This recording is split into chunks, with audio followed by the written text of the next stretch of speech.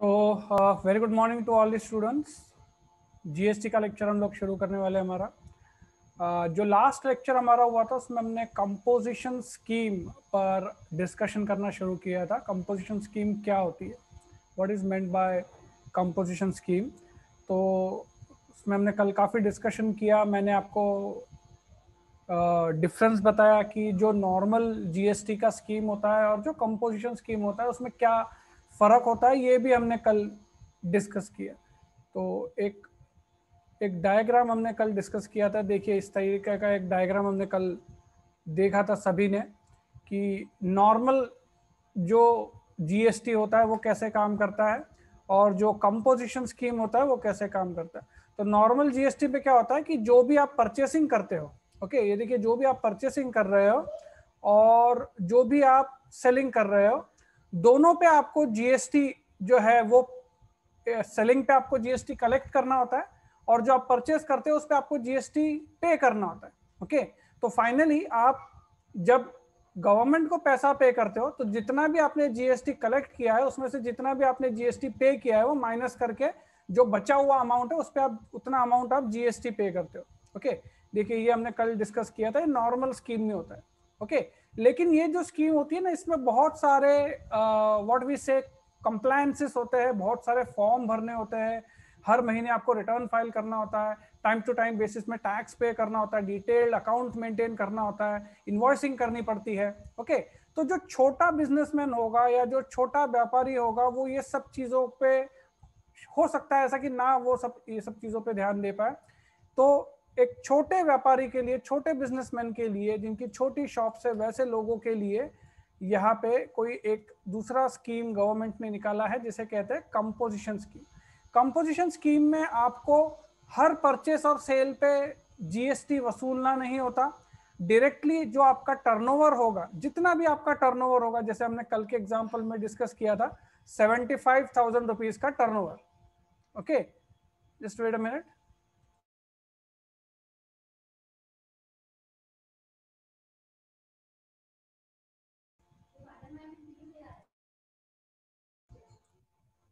तो यहाँ पे देखिए, जो टर्नओवर होता है 75,000 का, जो टर्नओवर है, इसी पे सीधा आपको टैक्स पे कर देना है। ओके, परचेसिंग, हर एक परचेसिस और सेल्स पे जीएसटी वसूलना या पे नहीं करना बहुत बेनिफिशियल होता है। सीधा जो टर्नओवर हुआ, टर्नओवर पे 1% आपने टैक्स पे कर दिया एंड खत्म हो गया आपका काम। हर महीने आपको टैक्स भी पे नहीं करना, हर महीने आपको रिटर्न भी फाइल नहीं करना।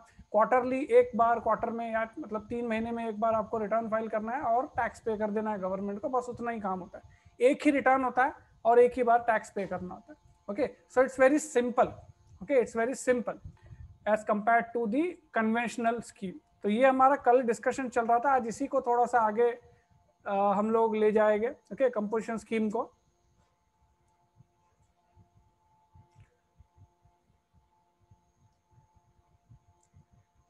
सो जो लास्ट लेक्चर था उसमें हमने कंपोजिशन स्कीम का इंट्रोडक्टरी पार्ट हमने डिस्कस किया था।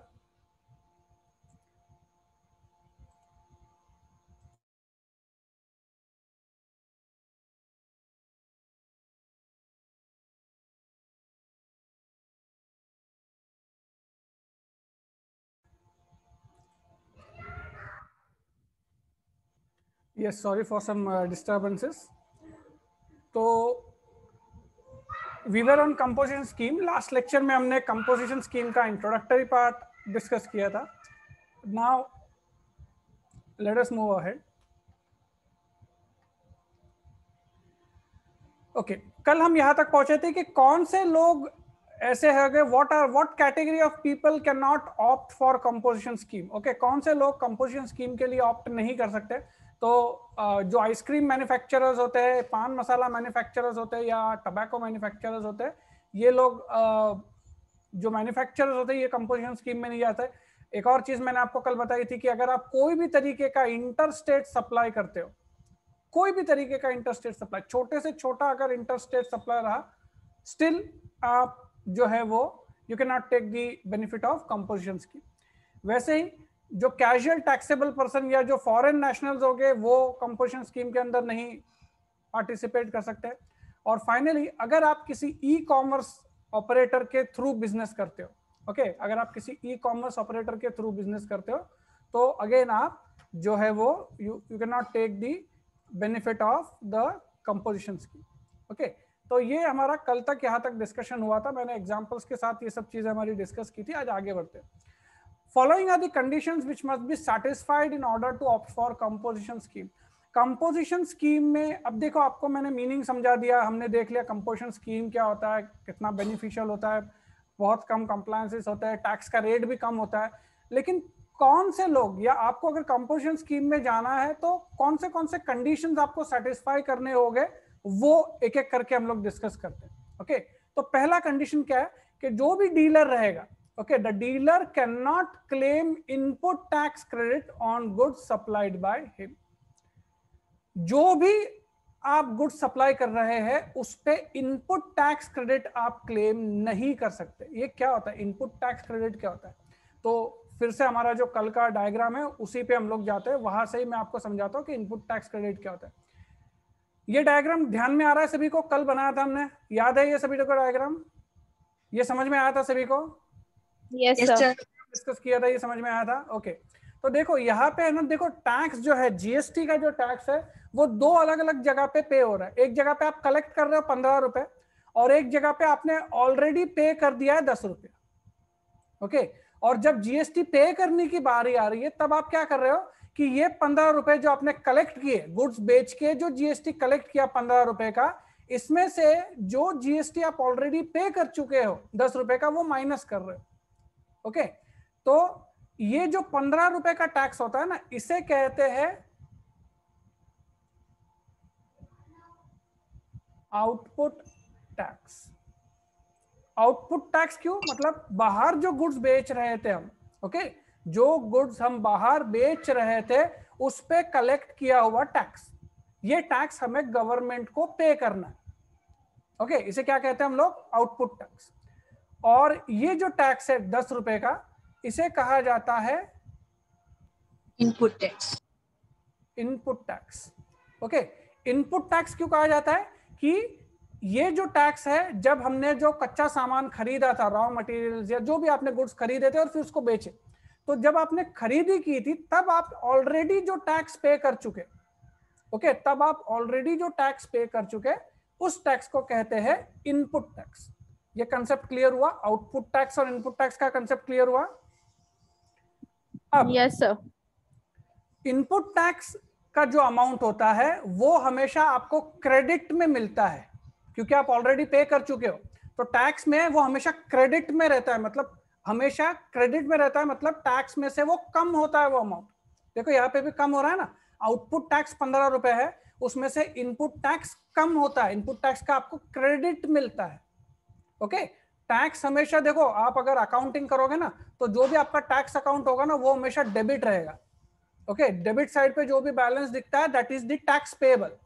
ओके, लेकिन यहाँ पे इनपुट टैक्स जो होता है ना वो क्रेडिट बैलेंस होता है, क्योंकि आपने ऑलरेडी पे कर चुके हैं वो अमाउंट, अब वो अमाउंट आपको फिर से पे करने की जरूरत नहीं है, इसका आपको क्रेडिट मिलता है। ओके, सॉरी,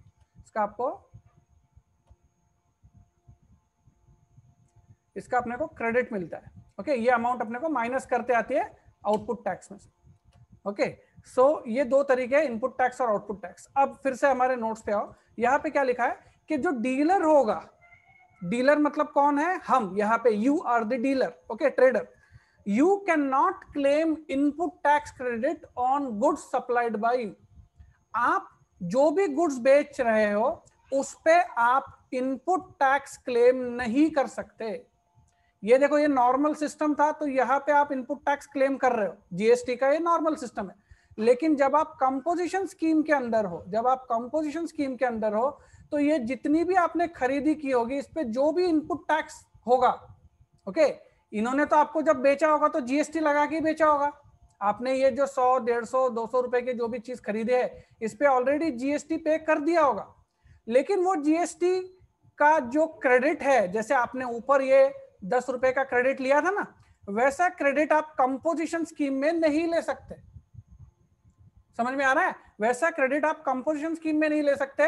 कंपोजिशन स्कीम में ये कोई भी क्रेडिट का अमाउंट इस टैक्स में से कम करते आएगा नहीं आपको। ओके क्योंकि देखो आप सामने से भी टैक्स कलेक्ट नहीं कर रहे, आगे हम लोग पढ़ेंगे, आप कस्टमर से टैक्स कलेक्ट नहीं कर रहे, आप कस्टमर को डायरेक्ट गुड्स बेच रहे हो, टैक्स चार्ज नहीं कर रहे हो उसको जीएसटी। आप क्या कर रहे हो कि 3 महीने के बाद क्वार्टर के एंड में जो भी आपका टर्नओवर होगा, जो भी आपका सेल होगा, उसका टोटल लेते हो और वो सेल पे 1% के हिसाब से जीएसटी गवर्नमेंट को पे कर देते हो।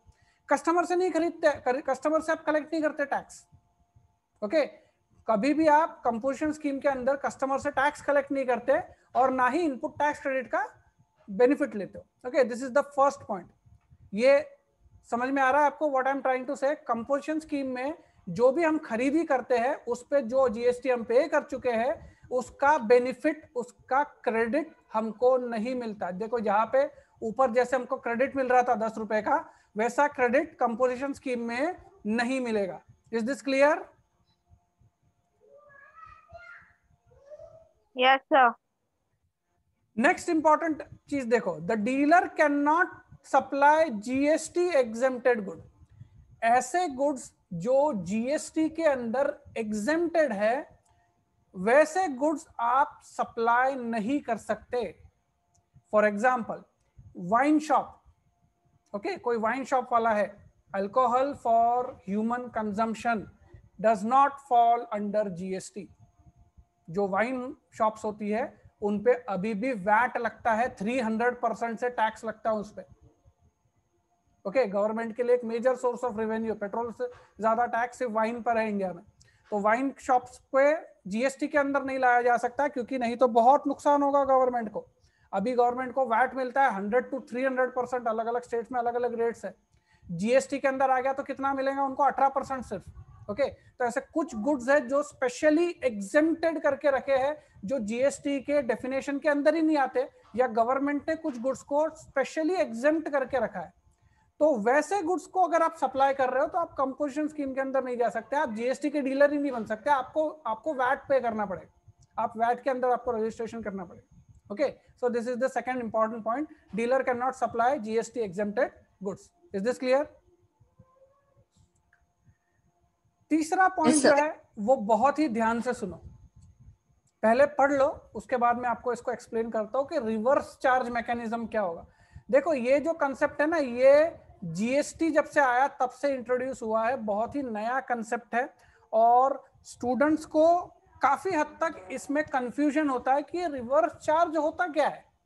ओके रिवर्स चार्ज होता क्या है, ओके और किस तरीके से रिवर्स चार्ज होता है। तो पहले हम पढ़ लेते हैं इसको, सिर्फ स्टूडेंट्स को लेके नहीं, जो व्यापारी है उन्हें भी कंफ्यूजन है। इतना कंफ्यूजन है कि गवर्नमेंट ने 2017 में जीएसटी के साथ रिवर्स चार्ज मैकेनिज्म इंट्रोड्यूस तो किया है लेकिन अब तक उसे इंप्लीमेंट नहीं किया। Okay reverse charge mechanism fully implemented नहीं है, कभी ना कभी आगे चल के इंप्लीमेंट होगा ही, लेकिन फिलहाल इंप्लीमेंटेड नहीं है, टैक्स में है। इसके लिए आपको सीखना जरूरी है, आपको पता होना चाहिए कि जीएसटी के अंदर रिवर्स चार्ज मैकेनिज्म क्या होता है।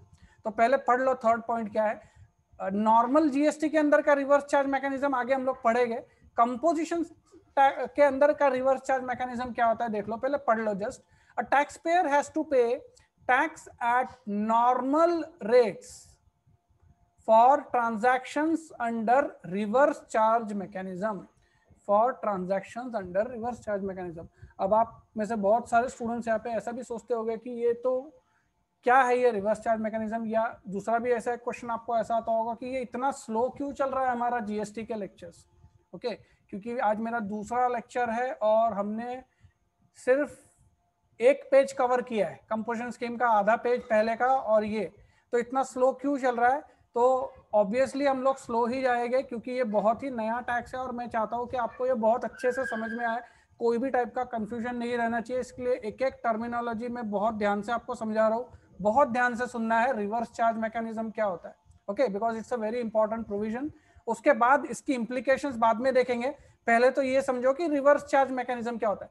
क्योंकि जीएसटी में कैसा होता है बेटा, ऐसा जैसे हमने इनकम टैक्स पढ़ा ना, सब कुछ लाइन से था, पहले सैलरी के सब प्रोविजंस थे, फिर हाउस प्रॉपर्टी के सब प्रोविजंस थे, वैसा जीएसटी उतना सीधा सीधा टैक्स नहीं है, एक दूसरे के अंदर सब चीजें मिक्स हुई उसमें। तो कोई भी एक प्रोविजन को आप अलग से नहीं पढ़ सकते कि भाई पहले पूरा सप्लाई पढ़ लिया, फिर कंपोजिशन स्कीम पढ़ा और फिर रिवर्स टैक्स पढ़ा, ऐसा नहीं करते आएगा, हर एक चीज एक दूसरे के साथ जुड़ी हुई है।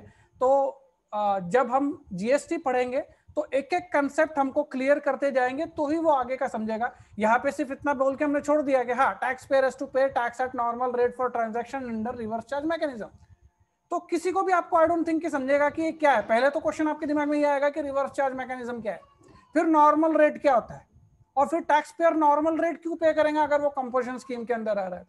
तो ये सभी क्वेश्चंस का जवाब देखते हैं एक एक करके। सबसे पहले तो रिवर्स चार्ज मैकेनिज्म क्या होता है ये देखते हैं। इसको थोड़ी देर के लिए डायग्राम को ऐसे ही रहने देता हूँ क्योंकि इसका बहुत काम आने वाला है आगे जाके। रिवर्स चार्ज मैकेनिज्म क्या होता है, ओके, पहले वो देखते हैं सबसे पहले, ठीक है, बहुत ध्यान से देखना। कल जैसा ही एक एग्जांपल लेते हैं। Suppose you are a trader, okay, आप एक ट्रेडर हो और आप कस्टमर को गुड्स बेचते हो और सप्लायर से गुड्स खरीदते हो, ओके, ये हमारा कल का एग्जांपल ही है। अभी कंपोजिशन स्कीम के में हम बाद में जाएंगे, पहले रिवर्स चार्ज क्या है ये समझ लो, उसके बाद कंपोजिशन स्कीम के अंदर रिवर्स चार्ज को क्या करना है ये ऑटोमेटिकली आपको समझ जाएगा। नॉर्मली क्या होता है बेटा, देखो ध्यान से, नॉर्मली क्या होता है कि जब आप सप्लायर के पास से कोई चीज खरीदते हो, लेट अस से हमेशा की तरह जीएसटी का रेट है 10%, ओके, जब आप सप्लायर के पास से कोई चीज खरीदते हो, 100 रुपीज में कोई चीज खरीदते हो, वैल्यू ऑफ गुड्स इज 100, तो उस पर जीएसटी कितना का चार्ज होगा, 10 रुपीज, ओके, और टोटल कितना बनेगा गुड्स का, 110 रुपये।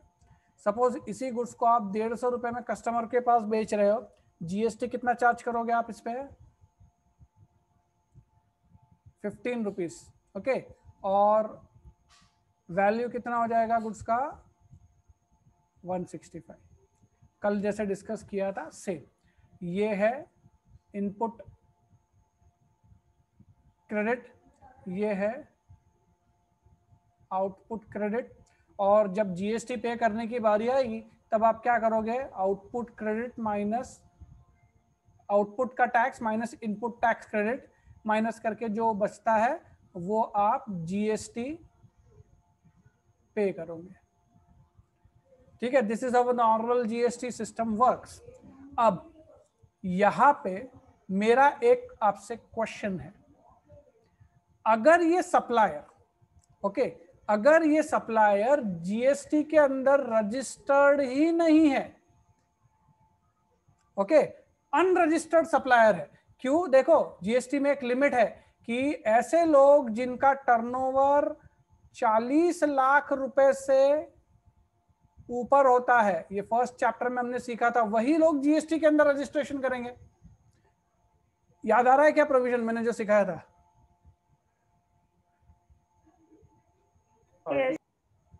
एक प्रोविजन था ना ऐसा फर्स्ट चैप्टर में कि जिनका टर्नओवर 40 लाख रुपए से ऊपर है या ऐसे ही लोग जीएसटी के अंदर रजिस्ट्रेशन करेंगे। जो बहुत ही छोटे व्यापारी है जिनका टर्नओवर ही नहीं है 40 लाख तक, वो जीएसटी के अंदर रजिस्ट्रेशन ही नहीं करेंगे। तो सपोज ऐसा कोई छोटा सप्लायर था जिसका टर्नओवर 40 लाख के अंदर है, उसने जीएसटी के लिए जीएसटी के अंदर रजिस्ट्रेशन ही नहीं किया, ओके, ध्यान से सुनो, उसने जीएसटी के अंदर रजिस्ट्रेशन नहीं किया, तो क्या वो जो गुड्स आपको बेच रहा है, 100 रुपए के गुड्स वो जो आपको बेच रहा है, उस पे जीएसटी वसूल सकता है क्या? वो नहीं वसूलेगा। कैसे वसूलेगा? क्योंकि वो जीएसटी के अंदर रजिस्टर्ड ही नहीं है। समझ में आ रहा है? वो यहां पे आपको 100 रुपए में गुड्स बेच देगा। अब आप एक नॉर्मल टैक्सेबल पर्सन हो जीएसटी के अंदर, आप ये जो 100 रुपए के गुड्स है इस पे कोई इनपुट टैक्स क्रेडिट ही नहीं है आपके पास, आप इसको बेचोगे कैसे? बिना जीएसटी के गुड्स को आप बेचोगे कैसे? तो यहां पे एक रिवर्स चार्ज प्रोविजन है। रिवर्स चार्ज नाम से ही आपको समझ में आना चाहिए, रिवर्स चार्ज। एक्चुअल में जीएसटी चार्ज कौन करता है? सप्लायर, बेचने वाला चार्ज करता है, लेकिन कुछ केसेस में charging of GST is reversed, मतलब सप्लायर की जगह पे कस्टमर जो है वो जीएसटी चार्ज करेगा। यहां पे कस्टमर कौन है? आप हो, क्योंकि खरीदी आप कर रहे हो। ये सप्लायर अगर जीएसटी के अंदर ही नहीं आता तो आपकी जिम्मेदारी है कि आप रिवर्स चार्ज के अंदर, ओके, आप रिवर्स चार्ज के अंदर एक इसका ये जो 100 रुपीज के गुड्स है इसको जीएसटी के अंदर लेकर आओ। तो अभी आप इसको कैसे लेकर आओगे, जीएसटी के अंदर कैसे लेकर आओगे? देखो एक बहुत ही इंटरेस्टिंग थिंग है ये, आपको एक्स्ट्रा टैक्स नहीं पे करना पड़ रहा है, ओके, आपको टैक्स एक्स्ट्रा नहीं पे करना पड़ रहा है और ये गुड्स जो है ये जीएसटी के अंदर आ जाते हैं। देखो ध्यान से देखो कैसे होगा। आप जब गुड्स बेचते हो तब आप बिल बनाते हो, ओके, जब आप गुड्स बेचते हो तब आप उसका बिल बनाते हो ना, जीएसटी वगैरह चार्ज करके। वैसे ही रिवर्स चार्ज के अंदर भी आप खुद के नाम का एक बिल बनाओगे, रिवर्स चार्ज के अंदर ऊपर लिख दोगे अंडर रिवर्स चार्ज, सप्लायर का नाम लिखोगे और खुद ही के नाम का बिल बनाओगे, ओके। और ये जो 100 रुपए के गुड्स ऐसे ही आपके पास आए हैं ना, जो 100 रुपए के गुड्स ऐसे ही आपके पास आए हैं, इस पे 10 रुपया जीएसटी चार्ज करवा लोगे, ओके, 10 रुपया जीएसटी आप चार्ज करवा लोगे। देखो नॉर्मली कैसे होता है, और ये 10 रुपया जीएसटी आप गवर्नमेंट को पे करोगे, ओके, 10 रुपया जीएसटी आप गवर्नमेंट को पे करोगे। और ये सप्लायर को जो है ना, ये गुड्स जो 100 रुपए के गुड्स है इस पे 10 रुपए आपको पे करने हैं, ओके, 10 रुपए आपको पे करने हैं। उसके बाद ये गुड्स आपके नॉर्मल गुड्स की तरह आप इसको सेल करोगे। जब आप उसको 150 में सेल करोगे, उस पे 15 रुपए आप जब कलेक्ट करोगे, वो 15 रुपए पे ऑलरेडी जो आपने 10 रुपए गवर्नमेंट को पे कर दिए हैं रिवर्स चार्ज के अंदर, वो माइनस करके 5 रुपए फिर से गवर्नमेंट को पे करोगे। मतलब रिवर्स चार्ज का और नॉर्मल टैक्स मिला के आपने गवर्नमेंट को 15 रुपए का टैक्स बराबर, पहले जैसे 15 रुपए गवर्नमेंट को मिलने वाले थे अभी भी वैसे 15 रुपए गवर्नमेंट को मिले हैं। फर्क इतना है कि आपको 2 बार टैक्स पे करना पड़ा, एक बार 10 रुपया रिवर्स चार्ज के अंदर पे किया और दूसरी बार नॉर्मल आउटपुट टैक्स पे आपने 15 रुपए चार्ज करके ये रिवर्स चार्ज के अंदर एडजस्ट करके टैक्स, बाकी का टैक्स 5 रुपए बाद में पे। Is this clear? एटलीस्ट आधा समझ में आया आपको रिवर्स चार्ज का फंक्शनिंग? Yes sir. मैं एक्सपेक्ट भी नहीं करता कि पूरा समझ में आया होगा, लेकिन एटलीस्ट कुछ समझ में आया कि क्या करना है। यहाँ पे देखो क्या करना होता है बेटा, आपको सेलर की तरफ से, ओके, सेलर की तरफ से आपको बिल बना के जीएसटी वसूल के जीएसटी गवर्नमेंट को पे करना है, ओके। गवर्नमेंट क्या बोलेगी कि मुझे टैक्स से मतलब है, ओके, गवर्नमेंट क्या बोलेगी कि हमें टैक्स से मतलब है, अनरजिस्टर्ड सप्लायर ने टैक्स नहीं पे किया तो आप टैक्स पे करो, ओके। अनरजिस्टर्ड सप्लायर, जो ये अनरजिस्टर्ड सप्लायर था, इसने टैक्स नहीं पे किया तो आप टैक्स पे करो, लेकिन टैक्स आपको पे करना है रिवर्स चार्ज के अंदर, ओके। ये एक तरीका हो गया, ओके। ऐसे बहुत सारे, अब सिर्फ अनरजिस्टर्ड सप्लायर के लिए ही रिवर्स चार्ज काम करेगा क्या? नहीं। एक और अच्छा एग्जांपल लेते हैं, जस्ट वेट अ मिनट, एकदम क्लियर कर देंगे ये कंसेप्ट।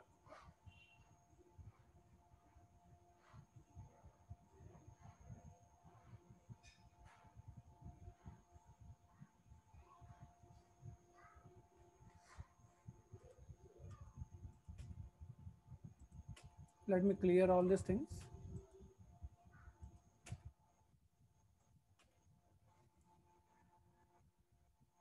एक और अच्छा सा एग्जांपल लेते हैं। आप एक ट्रेडर हो, आप कस्टमर को गुड्स बेचते हो और सप्लायर से गुड्स खरीदते हो, ओके। सप्लायर से आपको जो गुड्स आते हैं ना, वो बराबर जीएसटी लग के आते हैं, ओके, वो बराबर जीएसटी लग के आते हैं। 100 रुपए के गुड्स आते हैं, उस पर आप या लेडस से थोड़ा सा भी अमाउंट बढ़ा देते हैं, 1000 रुपए के गुड्स आते हैं, उस पर आप 100 रुपया जीएसटी पे करते हो, सब कुछ ठीक है, ओके, नो इश्यूज। फर्क इतना है कि सप्लायर जो है ना, वो कहीं और बहुत दूर रहता है और वो आपको जो गुड्स देता है वो फ्री ऑफ ट्रांसपोर्टेशन फैसिलिटीज उसमें इंक्लूडेड नहीं है, ओके, एफओआर नहीं देता। वो क्या बोलता है कि भाई ये मेरा फैक्ट्री कॉस्ट है 1000 रुपए और 1000 रुपए के गुड्स है, ट्रांसपोर्ट आप करा के लेके जाओ, ओके, आपकी फैक्ट्री तक गुड्स आप लेके जाओ। ध्यान से सुनो, तो आप सप्लायर के पास से जब गुड्स परचेस करते हो ना, तो आप एक ट्रांसपोर्ट कंपनी के पास जाते हो, ओके, ट्रांसपोर्ट कंपनी के पास जाते हो, ट्रक वाला मिलता है आपको एक, ठीक है, कोई बहुत बड़ी ट्रांसपोर्ट कंपनी नहीं थी, एक छोटा ट्रक, एक सिंगल ट्रक वाला मिलता है आपको, वो बोलता है कि ठीक है, ये ट्रक भर के आपने जो सामान खरीदा है वो मैं आप तक ट्रांसपोर्ट करके लेकर आऊंगा। ओके, वो आपको कहता है कि सर इसके मुझे 100 रुपीज लगेंगे। ठीक है, जस्ट एग्जाम्पल के तौर पे बता रहा हूँ, 100 रुपीज में कोई ट्रक वाला सामान लेके नहीं आएगा आपका। Okay, just for example transport वाला एग्री करता है कि 100 रुपीज में मैं सप्लायर के पास से जो भी सामान है वो आपके पास लेकर आऊंगा। अब ये जो 100 रुपीज है जो आपको ट्रांसपोर्टर को देने हैं, सर्विस प्रोवाइड कर रहा है ट्रांसपोर्ट वाला, आपको गुड्स नहीं प्रोवाइड कर रहा, सर्विस प्रोवाइड कर रहा है, तो ये 100 रुपीज पे भी जीएसटी लगेगा, क्योंकि ये गुड्स के कनेक्शन में आ रहा है ना। सिर्फ ये 1100 रुपए थोड़ी ना आ रहा है आपके पास, सिर्फ गुड्स थोड़ी ना आ रहे। ओके, ध्यान से देखो, यहां पे गुड्स का वैल्यू क्या रहेगा, cost of goods plus cost of transport. तो जो गुड्स है उस पे तो 100 रुपया जीएसटी लग रहा है, लेकिन ये जो ट्रांसपोर्टेशन है इस पे जीएसटी लग रहा है क्या? नहीं लग रहा। अच्छा, अभी आप ट्रांसपोर्ट के जो ट्रक वाला है उसको बोलोगे कि भैया मुझे जीएसटी का बिल दे, तो वो देगा क्या? ट्रक वाला कहां से देगा आपको जीएसटी का बिल? वो थोड़ी रजिस्टर्ड पर्सन है। ओके, वो बोलेगा मेरे पास कोई बिल वगैरह नहीं है, आपको ऐसे ही लेके जाना है सामान तो लेके जाओ, नहीं तो मैं नहीं लेके जाऊंगा। तो ऐसे केस में आप क्या करोगे कि ये जो 100 रुपए का बिल आप ट्रक वाले को देने वाले हो, ट्रांसपोर्टर को देने वाले हो, उसको रिवर्स चार्ज मैकेनिज्म के अंदर, रिवर्स चार्ज के अंदर ये 100 रुपए पे जितना भी 10 रुपए का जीएसटी होता है वो गवर्नमेंट को पे करोगे और उसको फिर आपके नॉर्मल गुड्स में इंक्लूड करोगे। समझ में आ रहा है कौन से केसेस में रिवर्स चार्ज लगता है? ऐसे बहुत सारे केसेस होते हैं जहां पे आपको रिवर्स चार्ज लगता है। ओके, तो ऐसे सभी केसेस में आपको रिवर्स चार्ज सेपरेटली चार्ज करके जितना भी अमाउंट होता है उसका रिवर्स चार्ज का एक इनवॉइस बनाना है, आगे जाके हम लोग सीखेंगे उसको, और रिवर्स चार्ज पे जो भी अमाउंट बनता है वो गवर्नमेंट को पे करना है नॉर्मल रेट से 10%। जैसे यहाँ पे रेट है 10%, जीएसटी का रेट अगर 10% है तो इनवॉइस भी आपका 10% से बनेगा। यहां तक क्लियर है सबको? कुछ डाउट किसी को? अब हमारे सम पे आते हैं, हमारे प्रॉब्लम पे आते हैं कि यहां पे क्या लिखा है। देखो कि tax payer has to pay tax at normal rates for transactions under reverse charge mechanism. अभी सपोज आप यहां पे कंपोजिशन डीलर हो,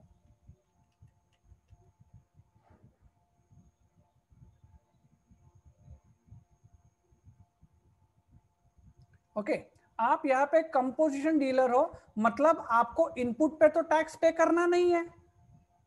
ठीक है, मतलब ये सप्लायर जो आपको गुड्स दे रहा है इस पे आपको टैक्स पे करना नहीं है। ये 100 रुपीज आप उसको पे करोगे, लेकिन ये 100 का आप क्रेडिट ले सकते हो क्या? नहीं, क्योंकि आप कंपोजिशन डीलर हो। अब जो भी गुड्स सेल करोगे, जो भी आपका टर्नओवर रहेगा, जो भी आपका टर्नओवर रहेगा उस पे आप 1% के हिसाब से टैक्स वसूलोगे। लेकिन अभी यहाँ पे क्वेश्चन आता है कि ये जो ट्रांसपोर्टर जो अनरजिस्टर्ड पर्सन था, ये जो 100 रुपए देके आपने इसको 100 रुपए देके जो गुड्स मंगवाए, इस पैसों का क्या? इस पे तो जीएसटी लगा नहीं है। देखो, इस पे जीएसटी लगा था, लेकिन इस पे तो जीएसटी लगा नहीं है। आप कंपोजिशन डीलर हो, तो even though you are composition dealer, आपको नॉर्मल रेट से 10% के नॉर्मल रेट से 100 रुपीज पे 10 रुपए का रिवर्स चार्ज मैकेनिज्म अप्लाई करके इनवॉइस बना के गवर्नमेंट को 10 रुपया पे करना है, even though you are composition dealer. यहां पे आप ऐसा बोल के आपको चलेगा नहीं कि मैं तो कंपोजिशन डीलर हूं, मैं सिर्फ टर्नओवर पे 1% जीएसटी पे करूंगा, बाकी ये सब जीएसटी मैं पे नहीं करूंगा, ऐसा बोल के आपको चलेगा नहीं। आपको रिवर्स चार्ज मैकेनिज्म के अंदर जितना भी अमाउंट होता है वो नॉर्मल रेट से गवर्नमेंट को पे करना पड़ेगा, even though you are composition dealer. समझ में आया आपको मैंने क्या समझाया आपको रिवर्स चार्ज के अंदर? इसको एक बार आगे हम लोग और एक बार पढ़ने वाले रिवर्स चार्ज को डिटेल में, 3rd या 4th चैप्टर में ये चीज आने वाली है। अभी प्रिलिमिनरी आई होप आपको एटलीस्ट 50% समझ में आया होगा कि what I am trying to say. समझ में आ रहा बेटा? आगे बढ़ना। Yes sir. देखो आगे क्या दिया है, if a taxable person has different segments of business, ये कल भी हमने डिस्कस किया था कि एक ही बिजनेसमैन है और अगर उसके अलग अलग बिजनेसेस है, जैसे टेक्सटाइल का काम है, इलेक्ट्रॉनिक का काम है और किराने की भी दुकान है, एक ही पर्सन ये तीनों बिजनेस कर रहा है, तो वो सभी चीजें एक साथ रजिस्टर होगी। ओके, जो 1.5 करोड़ का हमारा लिमिट है, कल ये डिस्कस किया था कि ये जो 1.5 करोड़ का हमारा लिमिट है, इसमें ये सभी चीजें एक साथ आएगी, अलग अलग नहीं आएगी। ओके, तो ये कुछ नया नहीं है, कल डिस्कस किया है।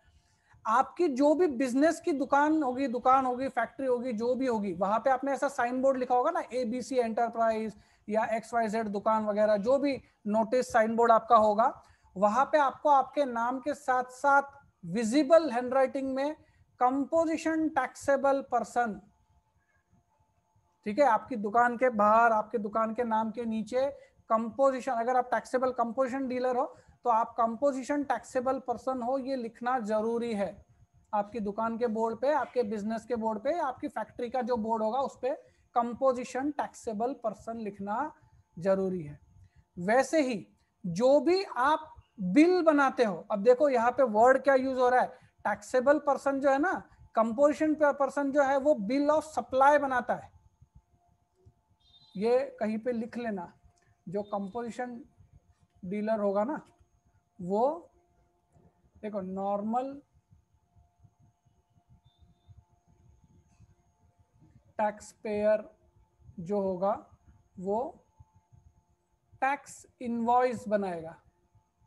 फर्स्ट चैप्टर में मैंने आपको टैक्स इनवॉइस का फॉर्मेट भी बताया था, लेकिन जो कंपोजिशन डीलर होगा वो टैक्स इनवॉइस का बिल नहीं बनाएगा, क्योंकि उसको GST नहीं वसूलना है। ओके, वो GST थोड़ी वसूल रहा है, वो तो सिर्फ टर्नओवर पे टैक्स पे कर रहा है। तो वो क्या बनाएगा, वो बनाएगा बिल ऑफ सप्लाई। आज हमारा लेक्चर जब खत्म होगा उसके बाद आप गूगल पे जाओ, वहां पे ये दोनों चीजें सर्च करो, टैक्स इनवॉइस क्या होता है, कैसा दिखता है, और बिल ऑफ सप्लाई कैसा होता है। तो बिल ऑफ सप्लाई के ऊपर ऐसा हेडिंग पे ही लिखा होता है कि this is a bill of supply. Okay, एक मिनट हम लोग देखते हैं, लेट मी सी, अगर मुझे आपको एक एग्जांपल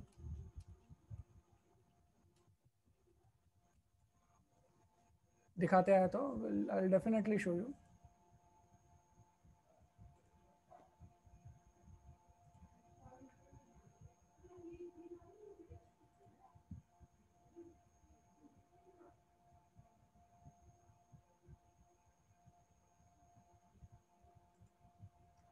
अगर ये इमेज नहीं होता है कि ओपन, यस हुआ,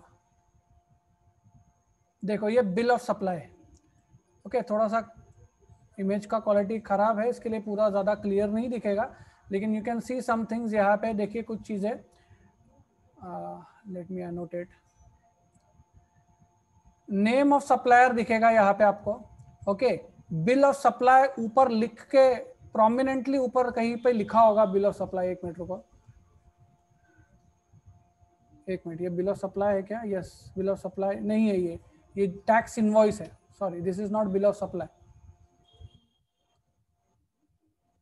let us search for a bill of supply. हाँ, ये रहा।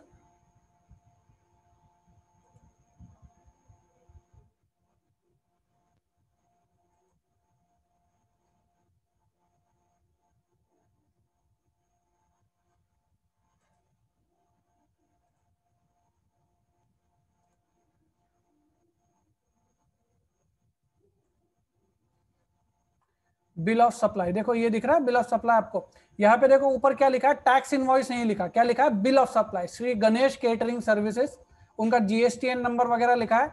और जो भी चीजें सप्लाई की, देखो यहाँ पे राइस सप्लाई किया है, थोड़ा जूम इन करता हूं ताकि अच्छे से दिखेगा आपको।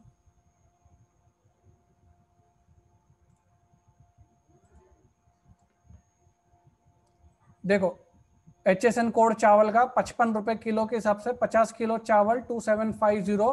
GST चार्ज किया है क्या, दिख रहा है क्या यहाँ पे कहीं पे GST चार्ज किया आपने? Can you see? No sir. नहीं, सिर्फ आपका GSTN नंबर है, कस्टमर का जो राघव प्राइवेट लिमिटेड है उनका GSTN नंबर है, लेकिन GST चार्ज किया है क्या? नहीं। क्यों? क्योंकि ये बिल ऑफ सप्लाई, ये टैक्स इनवॉइस नहीं है, ये क्या है, बिल ऑफ सप्लाई है। तो जो भी आपका बिल ऑफ सप्लाई होगा उसमें कंपलसरी कंपोजिशन टैक्सेबल पर्सन लिखना जरूरी है। इसने भी लिखा होगा, देखो नहीं लिखा होगा अगर तो गलत है, इसका इनवॉइस ही गलत है। कहीं ना कहीं आपको कंपोजिशन टैक्सेबल पर्सन लिखना होता है। या एटलीस्ट बिल ऑफ सप्लाई अगर होगा तो उसपे से भी समझ में आता है कि ये पर्सन जो है ये कंपोजिशन टैक्सेबल सर्वर पर्सन है, ठीक है, इस पे नहीं लिखा, लेकिन a tax payer has to mention the words composition taxable person on every bill issued by him, on every bill issued by him, ठीक है। Composition dealer can not issue tax invoice, वो क्या इशू कर सकता है, सिर्फ bill of supply issue कर सकता है। आज आपने देख लेना है ये कि बिल ऑफ सप्लाई और टैक्स इनवॉइस में क्या फ़र्क होता है, ठीक है। बहुत कम टाइम बचा है, हम लोग आज यहीं पे रुकते हैं और अटेंडेंस में आपके साथ शेयर करता हूँ।